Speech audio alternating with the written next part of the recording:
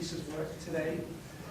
At the end of that time, the audience is more than welcome to ask questions and do your best to reduce her to a massive jelly up here as you go through. But after she survives that, then Nicole will actually meet with her committee. Dr. Whitney Hagel and Dr. Mark Winchell from National Marine Fisheries Service and myself will then continue her defense in private. At the end of the day, hopefully all goes well. Nicole will be all set there. So now Nicole came to us in 2010 from Elmira College, where she received her undergraduate degree. Now, those of you who don't know Nicole, she actually, besides being a department baker, is also the only female member of a adult ice hockey league that plays in Fall River. So, quite a little background there. The project Nicole has done is a very, it's actually intense, very multifaceted project. I said she's only going to present one part of that today. It was a very ambitious project. A lot of things were thrown at her after she already begun. Some very interesting data became available that wasn't in her original design, so she's had to adapt very well, and hopefully today we'll see how she's managed to pull that together and the story she has to tell here. So I'll stop now, and turn over to Nicole, and let her Just a quick correction, I'm no longer playing on that male team, but I am on a women's team this year. I was doing both, but now I just have the one. Okay. Thank you everybody for coming to my defense. I really appreciate the support. Nice to see you guys here. And today I'm going to present to you some, like Ken said, a part of my thesis research on American eels and their energy reserves. So eels are a historically successful species. They live in a variety of habitats ranging from Greenland to Venezuela, and that's a range of over 10,000 kilometers.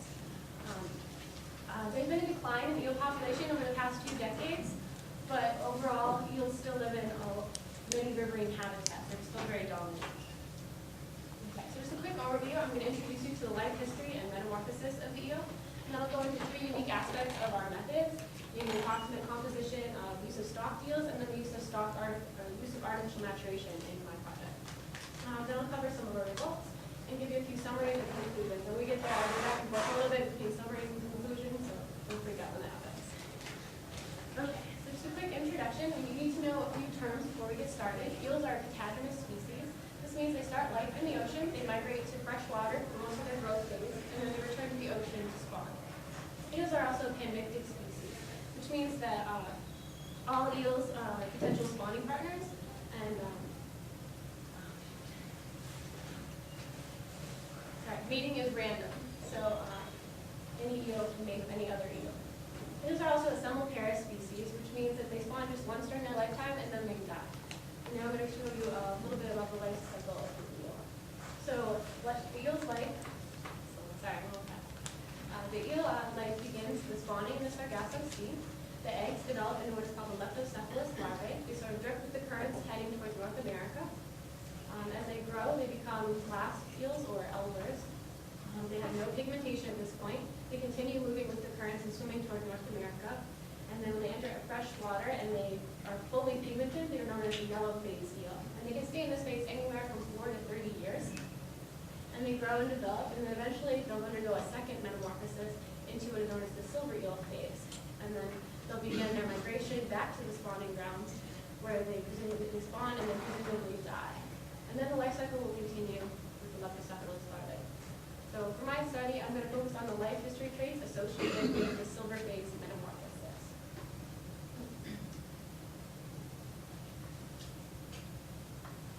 Okay, so several changes occur at the time of the silver metamorphosis to help prepare the eel to transition from a benthic to a more migratory and pelagic existence. So here we have a yellow eel, and on the right, a silver eel. And what we see is a change in pigmentation. The yellow eel is mostly a yellowish-brown color, and then in the adult silver eel, they have a very dark, almost black dorsal surface, and then the ventral surface is white and silvery due to the deposition in the skin. This is called counter-shading, and they use that to avoid predation of their oceanic migration. We also see an increase in eye diameter. The yellow eel's eye is only about half the size of that of the silver eel. So they have better vision, supposedly, now that they're making the migration. You can also see that the lateral line becomes more pronounced. You can't see it in the picture, but this has happened. The lateral line is used to sense or detect movements of, in the water column and currents. So the eels could use this and it could be useful as they make their migration through the oceans. We also see an increase in red muscle tissue from this yellow to the silver eel. Red muscle is primarily used for endurance swimming, and the eels are about to make a 4,000-kilometer migration, so they need a lot of red muscle. And we've seen that white muscle tends to be replaced by red muscle to help with this.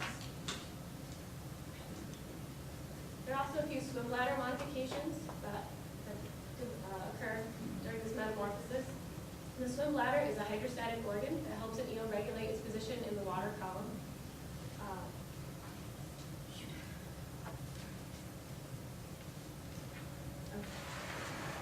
The swim bladder actually enlarges, and the reedy system that fills it with air increases as well. And this allows an eel to regulate its position, like I said, in the water column. And they need to be able to do this as they make the migration.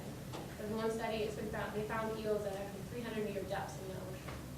So they definitely need a swim bladder. In the yellow phase, they didn't need it as much. They were more benthic, shallower water. We also see increase in fat reserves as the eel metamorphoses. The fat reserves become the primary source for the migration.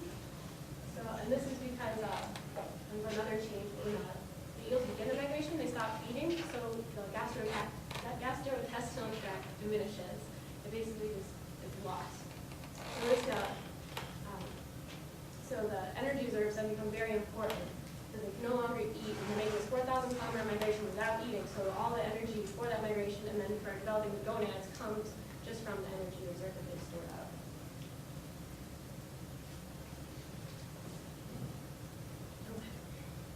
And just keep in mind, I've only highlighted a couple of the changes that occur during the metamorphosis. There's a lot more factors that could be involved here.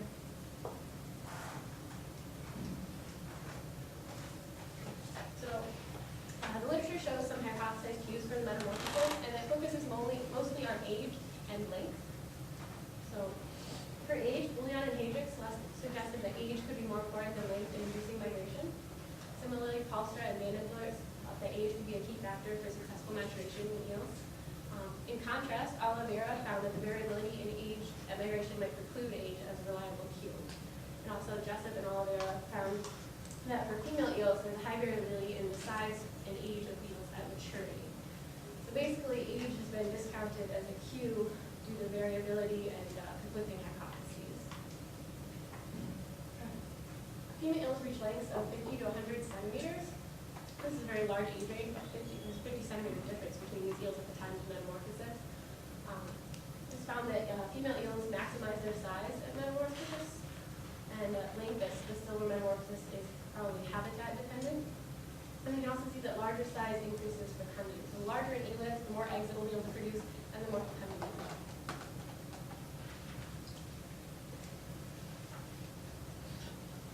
The male eel size is currently believed to be the main factor influencing metamorphosis. Most eels reach a uniform length of about 30 to 40 centimeters. This is a pretty small range, just 10 centimeter difference. So total length is less variable than age, and it's been hypothesized that males employ a time minimizing life history strategy. And this means that as soon as they reach this minimum size, about 30 centimeters, they begin the migration. And they do this so that they can reduce competition with either interspecific or interspecific competition. And they also want to reduce their pre-spawning mortality by migrating earlier. So these papers show that males are really a consistent size at the time of migration, regardless of location or habitat. Lipid has also been hypothesized as a potential cue, but it hasn't really been fully explored yet. Larson found that eels build up their lipid reserves from just 8% in yellow eels to about 28% in silver eels. David all found that muscle lipid content of 28% will cause lipid levels in the blood to increase, which triggers production of hormones that are responsible for the metamorphosis and sexual maturation. Kruger and Oliveira also found the minimum size required to complete the migration to the Tagasto might be related to energy or lipid content. And that's what we're going to look at. Okay, so the primary objective that I'm going to present to you is life history traits associated with the metamorphosis. So in this study, we compared age, length, and lipid or energy among eels from several geographic locations, namely the St. Lawrence River, Nova Scotia, and the Passamaquoddy River. And we did this, we want to compare these traits and see if there is any trait that's consistent for all eels. In addition to this, to further study the geographical variation, we looked at stocked eels.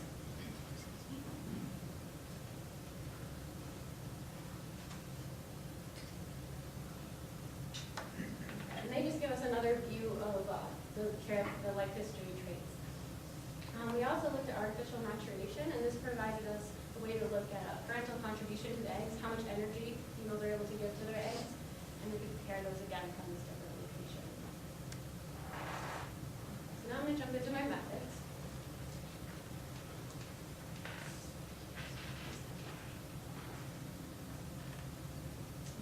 Silver eels were collected while out migrating from the Pascagoula River and in Nova Scotia. Female eels, both naturally occurring females, NOS, and stock eels were collected from a commercial fisherman in Quebec in 2011. We had Nova Scotia eels collected for us and then shipped to us frozen. We measured the length of all eels to the nearest millimeter. Weight was recorded to the nearest tenth of a gram, and we performed aging on eels using the methods of Olivier in 1996. So here I have just a couple pictures of the Pascagoula River fish ladder. This is where we collected most of the eels from the fall of 2010 and 2011. Here I have a map of where the Quebec eels were collected. The big X is over the city of Quebec here. So this represents just Lake Ontario, St. Lawrence River, and then further up here there's Nova Scotia. And I'll show you another map of that in a second. So the Quebec eels were caught by a commercial eel fisherman using a weir probably similar to the one shown over here. Okay, so now I'm going to take a minute to tell you what stock eels are and how they were used in my study. So, because of the decline, the Canadian government and hydropower facilities decided to work together to create a mitigation effort to help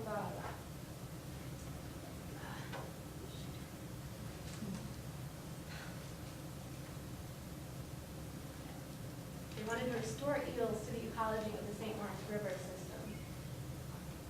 So what they did is they collected, so they did this and they found that by stocking the eels, the stock eels would have the same behavior and grow and develop the same way as the naturally occurring eels in the river system. So what they did is they collected 7 million glass eels from Nova Scotia, and then they transplanted them into Lake Ontario and then the Richelieu River, which is a tributary to Lake Champlain. And what they found was that these eels were caught out migrating only 4 years after they were stocked into this river. And this was odd because the stocked eels, the eels that were caught, were only about half the size of the naturally occurring females that normally occur in this river. They'd never seen an eel that small, and several of them were caught. So they nicknamed them petite eels. So I'm going to use that term. They were stocked and petite interchangeably. So they're only about half the age and half the size of naturally occurring eels. So, how do these petites fit into the metamorphosis hypotheses? How do they compare to other eels in terms of energy content? And they provide the same amount of energy to their eggs, so we'll look at parental contribution, and we'll compare the quality of the eggs between different locations and between stock and naturally occurring. So here we have a picture of a naturally occurring eel. On the bottom we have a naturally occurring female, and on the top we have a stocked eel. So you'll both make sure that you can see there's a massive size difference there. And we'll go a little more into that later. So another method was age determination. I did this by examining otoliths. Otoliths are a sensory structure in the inner eel of a fish. It's used for hearing and equilibrium. So here I have a picture of full otoliths. These little structures right here. I removed them from the brain cavity of an eel. So otoliths are made of calcium and a protein called otolin, and these are laid down in concentric rings until the otolith expands as the eel gets older.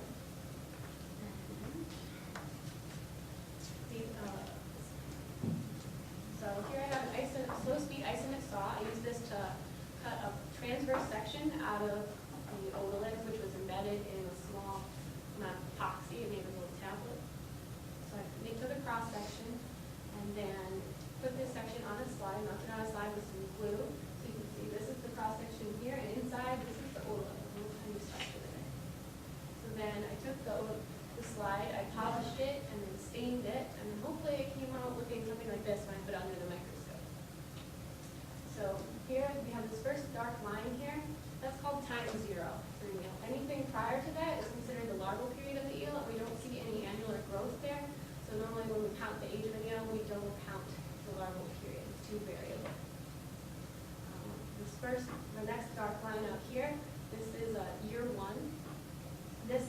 down during the eel's first winter in fresh water, and then every year after that during the winter, another annuli is laid down.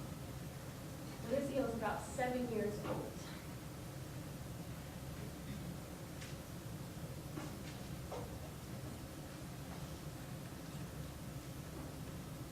Otoliths are also used to identify stocked eels.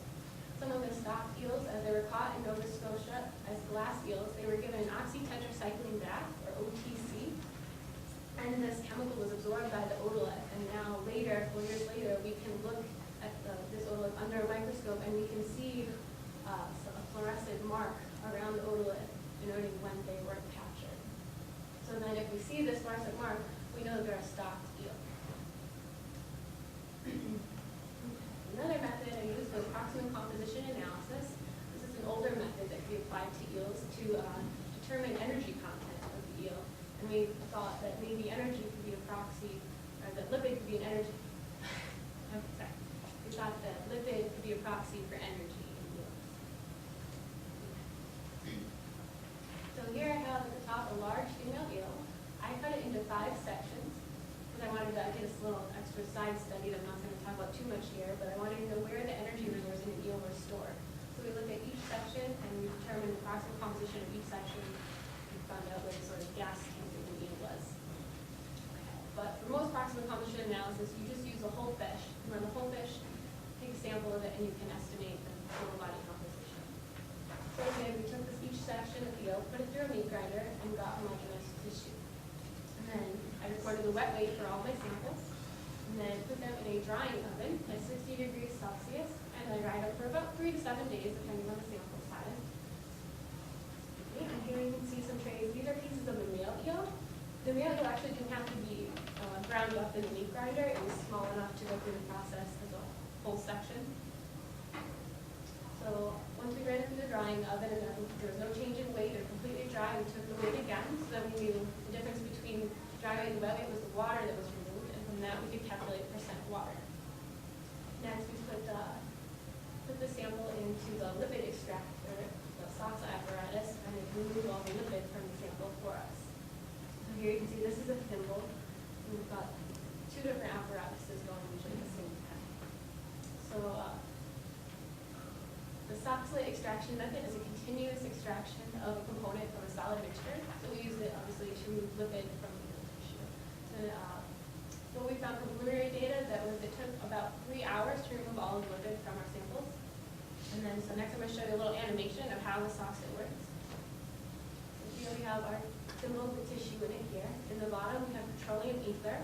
We boil this at just above room temperature. The fresh clean vapor rises up this large side arm, goes up into the condenser, and it then drips down into the sample, rinsing the sample, dissolving lipid, and then when this arm fills up here, the petroleum ether that has the dissolved lipid in it goes back down into the bulb. So the lipid is collected in the bulb, and then fresh, clean vapor, petroleum ether, always goes through rinsing the sample. So this ran for about 3 hours.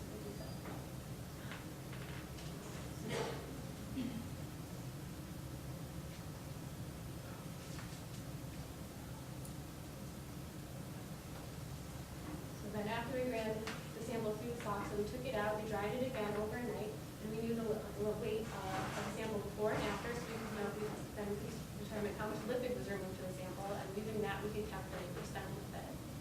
And just as a side note, just to tell you how many times I had to run this process, I had 1,150 thimbles to run through the SOXA apparatus.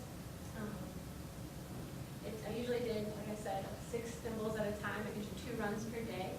So it was a total of about 576 hours of SOXA. So it's a lot of SOXA. While this was running, obviously I didn't just stare at the apparatus for 3 hours. I had multiple steps going at the same time. So I was always doing something.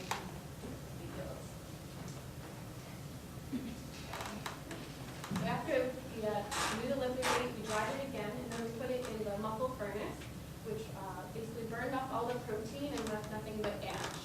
And so from this, we do the weight before and after, so we know how much protein was removed. We just calculate percent protein. And then the ash we just left, we just weigh that, and then we calculate percent ash. So now we know the whole composition of the oil, percent water, lipid, protein, and ash. And here in the balance, you just see, this is how we weighed them all between every step, and also use crucibles and local furnace.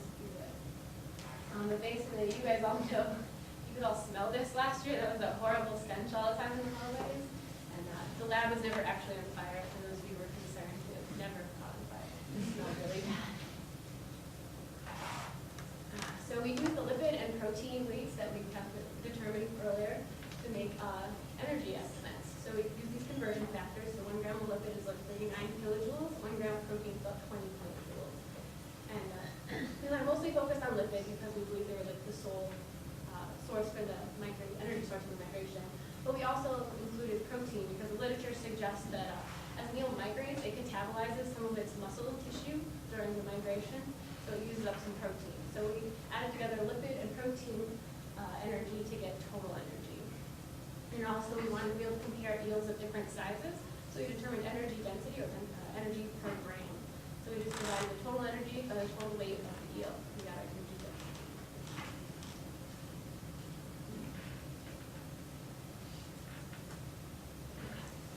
The last one we're going to cover is artificial maturation. This was done in conjunction with Andrea Carey and with her work with Cable and Oliveira. She artificially matured 31 female eels from 3 different locations. We used 11 naturally occurring females, 10 stocked eels, and 2 passemented females from her study. So these females were matured by weekly injections of salmon pituitary extract. Ovulation was induced by a single injection of dihydroxypregnone. And then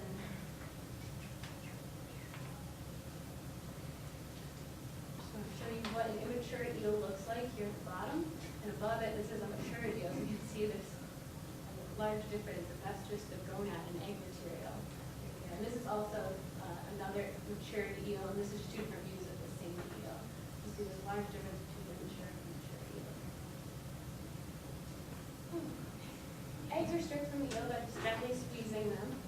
I took about 50 grams of eggs from each of Andrea's eels that we used. And then I ran approximate composition analysis and made energy estimates using the same methods that I just described to you before. So using the same eels, we made some fecundity estimates using the equations of Bargett and McLeave. It basically just shows a logarithmic relationship between length and fecundity. So the larger an eel is, the more eggs it produces, and the higher its fecundity is going to be. So now I'm going to go into my results.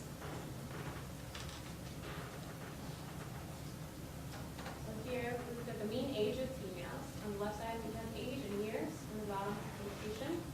And then these letters at the top, you'll see these in some of the other graphs too. This just denotes the significance. I use the first letter of location. P, Pascamanza, S is going to be stock yield. We have Quebec, we have natural occurring and stock, so I just use the S. And then actually use the Q for the naturally occurring yields. We'll see that later. So for age, we can see that naturally occurring females significantly older than Pascamanza or stocked eels. You can also see a lot of variability here.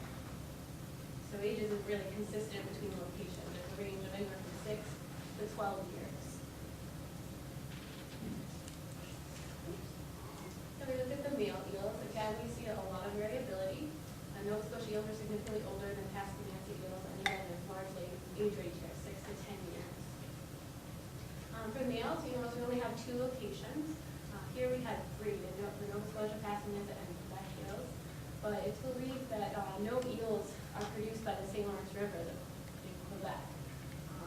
But it was probably a little bit of sampling bias because the commercial fishermen up there, they use sampling gear that's really targeting large female eels, and it's not very likely that they're going to catch the much smaller male eels. And we looked at length. Again, you can see a lot of variability in the lengths here. The naturally occurring females were significantly longer than all of the other eels.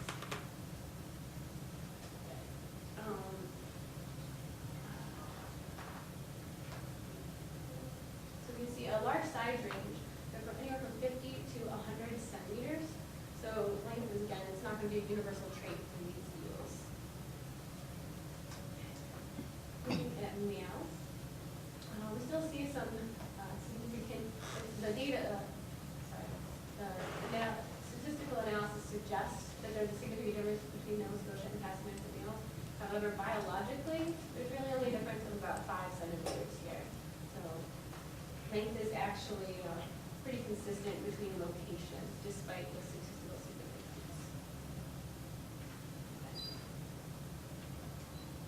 So next is the approximate composition in females. I just want you to note, ignore these little letters, the A, B, C, and D there, just to designate which graph was which. Notice the scale difference for each of these, so don't think they're all the same scale. So for percent water, it looks pretty similar for all locations. Again, typically there were significant differences, so really there's not a lot of variation there. We looked at percent protein. You can see a little bit of variability. There were some significant differences here. For percent ash, the same thing. It looks very similar. A little bit of variability. It says they're statistically significant, but if you look at the scale, there's really only like a 2% difference, which isn't a whole lot.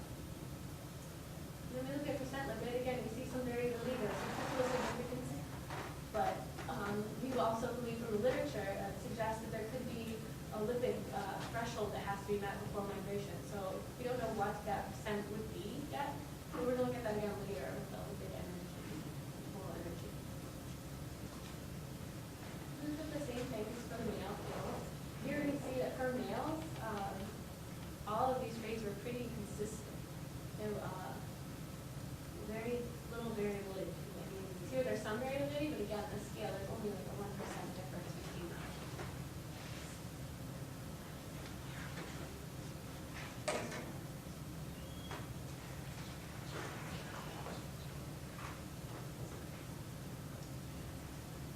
So then we look at total energy for females.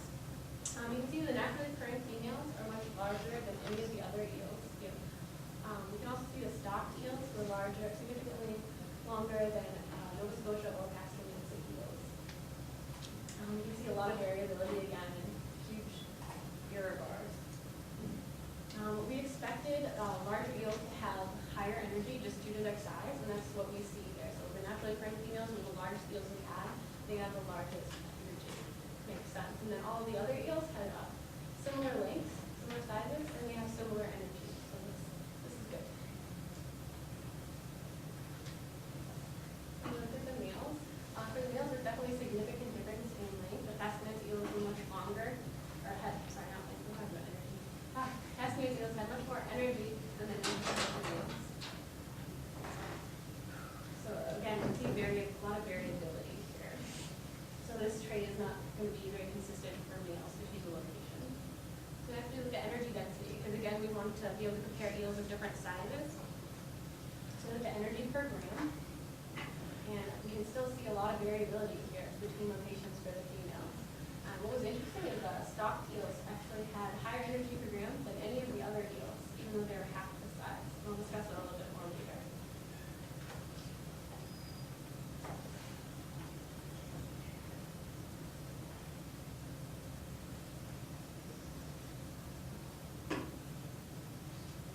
And this is the male. And again, there's a significant difference between Pascagoula and Nova Scotia. Pascagoula had a lot higher energy. This is kind of odd because they're both about the same size. Each location had to be about the same size. You can see a difference here. So this isn't going to be a very consistent trait for males. So what are the impacts of life history traits on fecundity? Keep in mind the equations of Barber and McLeod that said that fecundity is definitely influenced by size. So the larger an eel is, the more fecund it will be. So here we see the naturally occurring females are the largest eels, and they have the highest fecundity. And they have much higher fecundity than any of the other eels. And again, we notice that these eels are similar size, so they have similar fecundity. Makes sense.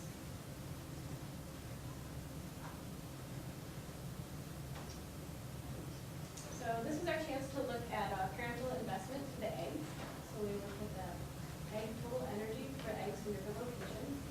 And what we found is there was no significant difference in the total energy given to these eggs. You can see a lot of variation here. So this means that the females are able to contribute the same amount of energy to their eggs regardless of their size or their age or their length or the total energy of the female. It doesn't seem to really matter giving energy to their eggs. So in summary, males range in age anywhere from 6 to 10 years. Their length is pretty constrained, around 30 to 35 centimeters.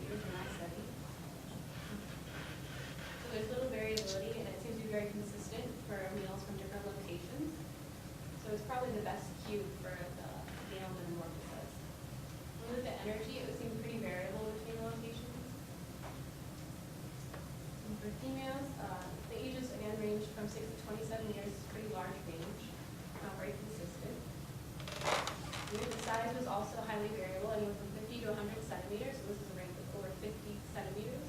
So again, that's not going to be a very consistent trait. And then energy. The total energy is size dependent based on the length and those equations from before. But the largest eels don't always necessarily have the most energy per gram. So when we look at the stocked eels, they actually had higher energy density than any of the other eels, and they were smaller. Just pass that in a second.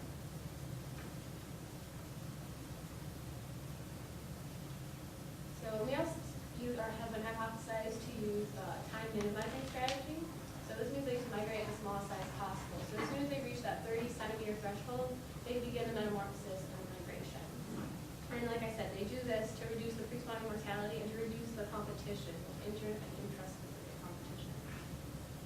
Energy reserves are important for males.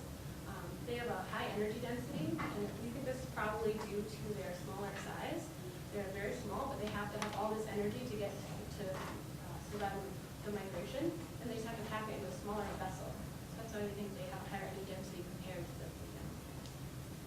Sperm also doesn't take a lot of energy to mature or transport. So for the females, they seem to use a size maximizing strategy.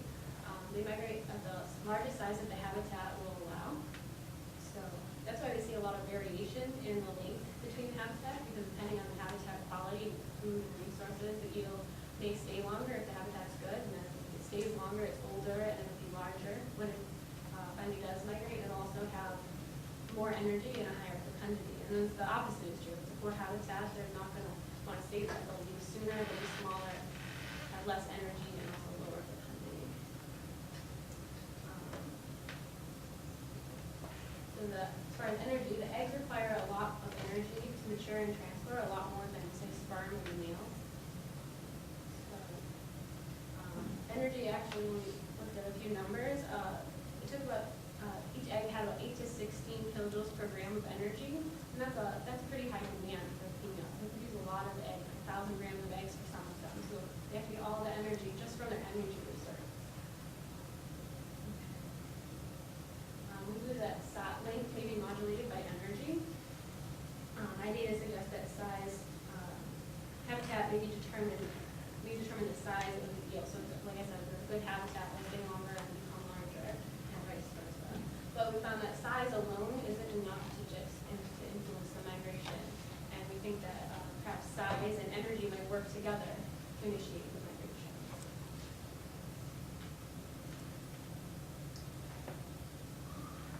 So stocked eels present a unique problem for my study. The stocked eels came from the same growth habitat as the naturally occurring females, but they came out at completely different sizes. They were only half the size and half the age, if you remember. We found that their size is similar to what we see in the Pascagoula in Nova Scotia, similar to females that we see in the Pascagoula and Nova Scotia rivers, and these rivers are typically male-dominated rivers, and they do produce a few females, but they seem to be much shorter and smaller in size. And this is probably due to crowding. They have high population density in these rivers, and so females don't want to stay there as long as it's not a good environment for them. So, the stock eels also have half the energy of the naturally occurring females, but they have a higher energy density, which is interesting. So this could also be because they're smaller, like we said with the males. They have to have enough energy to make the migration. They have a smaller body size, so they have to put all that energy in a smaller vessel, so they get much more dense and higher energy density. And that's just a hypothesis. We don't know that for sure. We also look at parental contribution. The stock eels tend to have lower fecundity than any of the other eels, simply because they're smaller, and we look at the size and fecundity relationship. There's also equal energy investment per egg. So we saw in the graph that it didn't matter what the size or age or length of a female was, they still contributed the same amount of energy to their egg, no matter the location or the habitat. So one final conclusion I have is that age, length, and energy of stock eels may be influenced by early life history. And what I mean by that is the stock eels that were translated from Nova Scotia directly to Lake Ontario and the Upper St. Lawrence River, they didn't experience the normal upstream migration that most of the naturally occurring eels usually usually here. The naturally occurring females usually take anywhere from 6 or 7 years to migrate upstream to Lake Ontario. These stock eels just skip that step and go straight into Lake Ontario. So that could have an impact on their size and allowing. But even though they didn't reach the same size as the naturally occurring females, they still use the same, they have the same way of building up energy. They still were able to obtain enough energy to begin the migration. So these traits may also be linked to the sex determining mechanism. The stock eels seem to look like the females from the male-dominated rivers, but because the habitat in the St. Lawrence River was so good, they were able to pack on all the fat and energy they need, and they were able to start the migration anyway. We don't know if they would have made it or not. They had a higher energy density than the females of similar size in that area. And we know that the St. Lawrence River traditionally produces large females, so we know that the habitat's usually pretty good compared to these other locations like Passamaquoddy and Nova Scotia. So if the stock eels had maybe been and stocked into like the Passamaquoddy River or another crowded river, they probably would have become males instead of females just because of the habitat quality. So in future studies, they could test the possibility of multiple factors acting at once to initiate the metamorphosis, and maybe further assess the possible role of energy density in the metamorphosis. I would have liked to acquire samples from more locations and with larger sample sizes. I think that would help with some of the analysis. I just want to thank U.S. Fish and Wildlife Service, the Fish Enhancement Mitigation and Research Fund. They funded this project.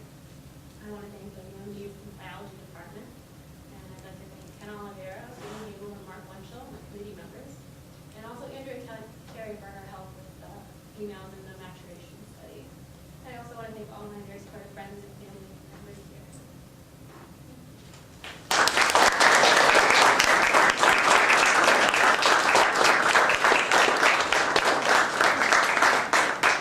Nicole left some time for questions. So. Yeah, I'm sorry, I talk really fast. I can't stop it.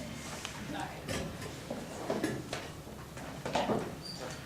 Because eels are endemic species, meaning that they come from different locations, like as far as Quebec, Nova Scotia, down to I've seen to the Gulf of Mexico sometimes. Do you think that if we were to collect samples down from those warmer regions, that your results would have differed? Yeah, it probably would have differed a little bit. Those rivers, more southern rivers seem to produce more males. Like just here in Massachusetts compared to like the St. Lawrence River, there's a lot more males in the river, like 90% or more generally. And then further south, you have read a few papers like eels in Georgia. They're like 97% male-dominated rivers. They only have a few females. So like just having more males to study would definitely show some differences in like photographs and things like that. It would be interesting to be able to get more eels from like Georgia. As far as lipid content as well, like, do you think that lipid content or lipid percentages in those warmer water migrating eels would have been higher, lower, the same possibly? The percentage, I think the lipid percentage would probably be about the same. Because they still have to make a migration. It might be a little shorter, but like we said with Panmixia, they don't know where they're going to go when they begin the migration. They could end up anywhere. So I think the eels have to have some kind of ingrained knowledge of how much energy they need to make the migration. So they have to have some kind of threshold, either age or size or something like that. And we found that didn't seem to be the case. There's some, for males anyway, we know it was length. They need to reach a certain length no matter where they are. We've got eels from Nova Scotia, the Passamaquoddy River, and the Nicole River, Rhode Island, and Maine as well. I'll find out we have some studies there, and they're all about 30 centimeters when they migrate. So a couple different locations. So I think, and most of the males from the southern studies of Georgia, they were also about 30, 40 centimeters when they migrated. So I don't think it would be that much different.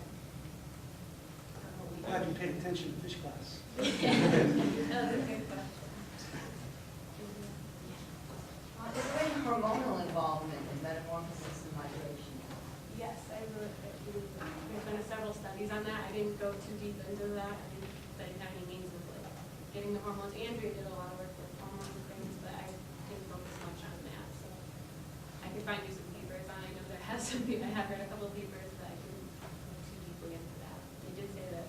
hormones influence metamorphosis, but they weren't sure exactly how or which hormones. They suggested like 3 or 4 possible hormones. I don't know if they knew that could influence certain parts of the metamorphosis, but they weren't really sure yet what causes it exactly.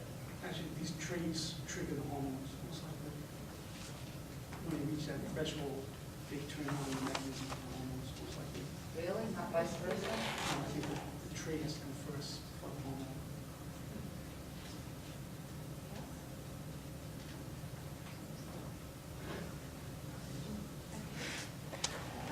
How does the density of the silvers compare to the density of yellows? Density of the silvers. Energy density. Yeah.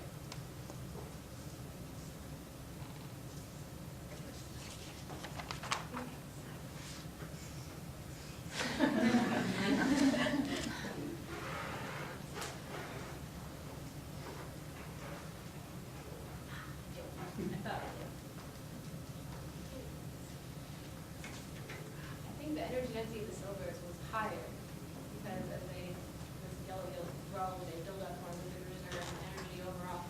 And then when they're silver, that's when they have the maximum amount of energy. When we caught them, we measured them, and that was the most energy they were ever going to have in their lives. They were beginning metamorphosis, they weren't eating. That was it. I can find the graphs later. I can show you in the community meeting, but I'm pretty sure the energy density was much higher in the silver yields than it was in the yellow yields.